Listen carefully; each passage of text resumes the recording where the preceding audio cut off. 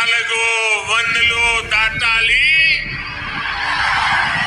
ఎన్డీఏకి ఓటు వేయాలి. Why not 400 ఇదే బీజేపీ నుంచి వస్తున్న స్లోగన్. 2024 లోక్సభ ఎన్నికల్లో బీజేపీ 370 సీట్లు, ఎన్డీఏ 400 సీట్లు గెలుస్తుందని మోదీ ప్రతి స్పీచ్లో మెన్షన్ చేస్తూ వస్తున్నారు. దీని వెనక లాజిక్ ఏంటి, మోదీ మళ్ళీ గెలిస్తే ఎలాంటి మార్పులు రాబోతున్నాయి అనే విషయాల్ని ఈ ఎపిసోడ్లో తెలుసుకుందాం. వీడియో చాలా ఇంట్రెస్టింగ్గా ఉంటుంది, స్కిప్ చేయకుండా ఫుల్ వీడియో చూడండి. Let's get in to the video.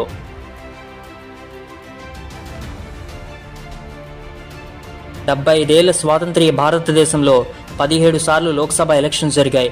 22 సార్లు ప్రభుత్వాలు మారాయి. 15 మంది ప్రధానమంత్రులు వచ్చారు. కానీ వాళ్ళందరిలో కంటే ఒకే ఒక్కడు మావాడు అంటూ మోదీ కటౌట్ని చూపిస్తుంది బీజేపీ. 2024 హ్యాట్రిక్ విక్టరీ తర్వాత వికసిత్ భారత్ పేరుతో దేశంలో 5 బిగ్ చేంజెస్ని తీసుకురాబోతోంది.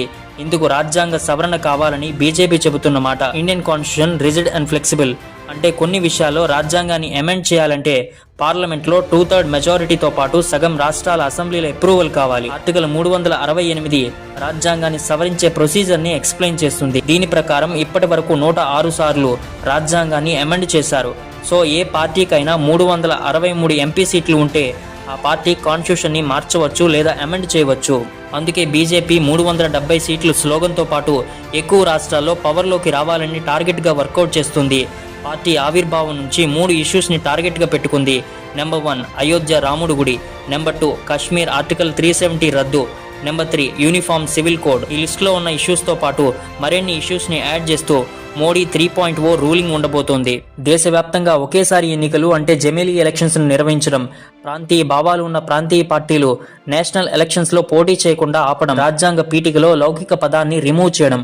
ఈ లౌకికవాదం వల్ల కొన్ని మతాలకు ఎక్కువ రైట్స్, ఫ్రీడమ్ ఉన్నాయనేది బీజేపీ చెబుతున్న మాట. అందుకే సెక్యులర్ అనే పదాన్ని బీజేపీ తొలగించాలని అనుకుంటోంది. మరో వివాదాస్పద అంశం బీసీలకు 33% రిజర్వేషన్స్ ని కల్పించడం. మరో బిగ్ చేంజ్ ఏంటంటే ఎన్నికల సంస్కరణలు. యూరోప్, అమెరికా లాంటి దేశాల్లో ఒకరు 2 సార్లకు మించి పదవుల్లో కొనసాగడానికి వీలు లేదు. బీజేపీ సంస్థాగత నిర్మాణంలో కూడా ఇదే రూల్ ఉంటుంది. ఇదే రూల్ని దేశవ్యాప్తంగా అన్ని పదవులకు అమలు చేయాలని బీజేపీ ఆలోచిస్తోంది.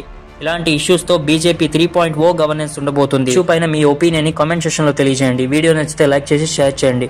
Thank you.